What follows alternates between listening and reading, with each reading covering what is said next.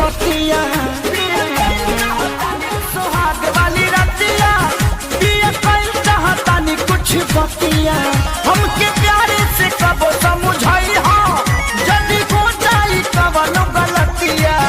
हम करी ले तने दोहारी हो चाटे कबो चाटा कनिचा नहीं हो जाना रे राजा नहीं हर के गाई सुका वार हो चाटे कबो चाटा कनिचा नहीं हो जाना रे राजा नहीं हर के गाई सुका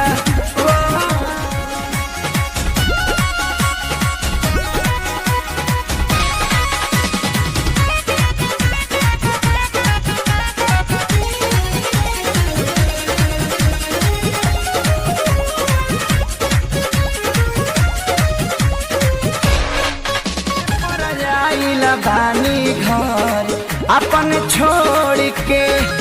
नई हर से दूरी नाता तोरा रास जोड़ के रास जोड़े पर आइल बानी घर अपन छोड़ के नई हर से दूरी नाता तोरा रास जोड़ के बेसी प्यार हो चाटे कबो चाटा कनिचा